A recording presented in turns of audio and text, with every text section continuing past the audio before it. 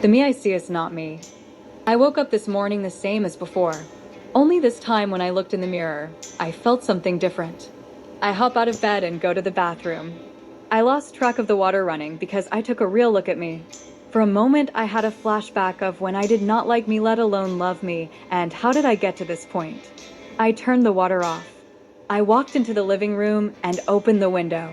The wind was blowing on this autumn day like never before in New York City. My name is Morgan. I am not what you would call your typical girl.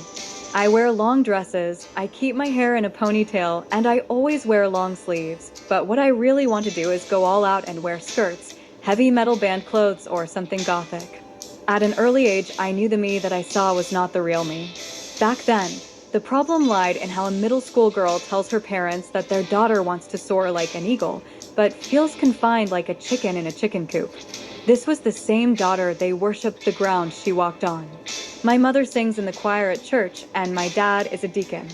I go to church every Sunday and Wednesday pretending to be someone I'm not. Before you know it, weeks turn into months and months can turn into years. I started very small by changing what I wear from dresses to jeans, joggers, and hoodies. My parents thought it was a passing phase, but they really noticed a lot more when I cut my hair. That was the straw that broke the camel's back. There was no turning back now. So, they called a come to Jesus meeting at the kitchen table during dinner. My dad started out by asking what's wrong and how he could help. My mom was sweet about it at first, so she asked was I taking drugs. I said no, I don't do drugs. So, they kept asking what is wrong over and over again until the next thing I know I exploded and yelled out I do not want to be your little princess programmed to have 2.5 kids married and a practicing doctor. I want to go clubbing and twerk a little. Do things you were too scared to. Mom almost passed out with shock. My dad took it better than I thought. He said he needed time to process what was said and for me to take my dinner upstairs to my room. What a relief I felt going up those steps, but also I felt guilty of the look on my mom's face. I did not think about her feelings in all this. That one hurt. I got up the next morning for breakfast, and they were waiting on me to come down. I can tell they had a talk last night. When I sat down, Mom said she loved me, then proceeded to tell me that this type of behavior will not be tolerated or respected in this house, and that once I graduate the choices, I make are on me and not them. My dad agreed. There were no hollering or arguing from me. I simply said yes ma'am and yes sir. For the next 4 years, I was Morgan, their daughter, on the outside, and Morgan in transition in private. So I hid behind the mask the shame of feeling like something was wrong with me, feeling like God does not love me and that my parents are only tolerating me until adulthood. All these things kept going through my head until I could no longer look in the mirror anymore. Graduation day came, and as soon as it was over, I moved out to Boston, where I was going to college to finally be myself by myself. In the end, it turned out to be fool's gold.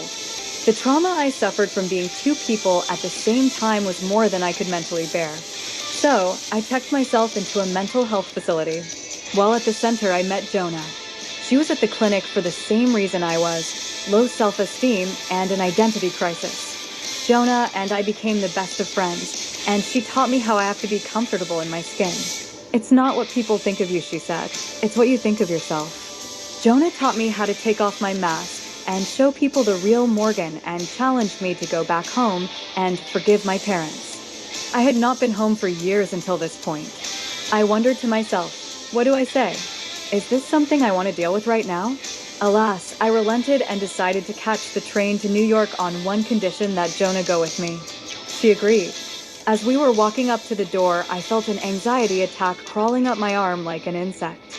Jonah noticed me tense up and immediately grabbed my hand. She said this: "You are strong, you are a smart and caring person. What is not to love?" Dad opened the door, which was odd. Mom is old school, and she always loved to greet any guests coming by.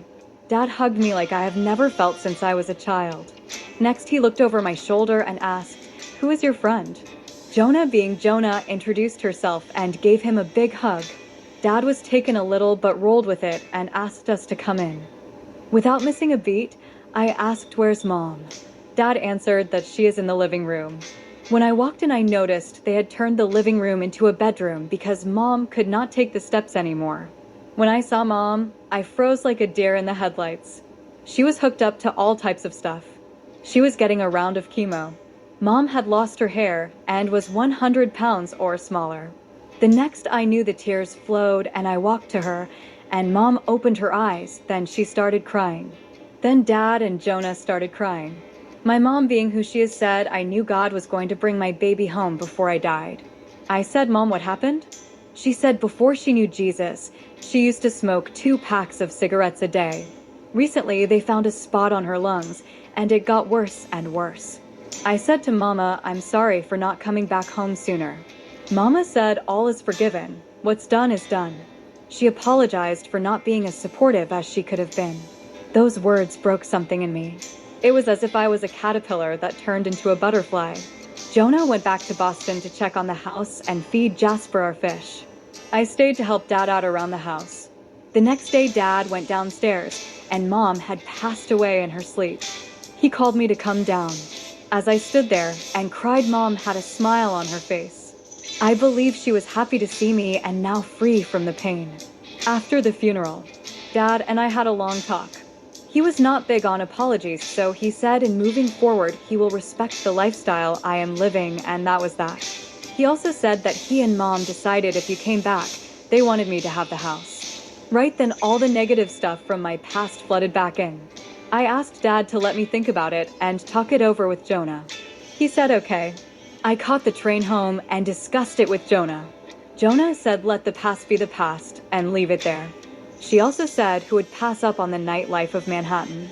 I called Dad back and we took the house. Dad moved into a senior living facility. I got their old room and Jonah got mine. Jonah, being Jonah, painted it a loud color. So, we are back to where we started. Only this time the mirror is not my enemy because what I see is the real me. The end.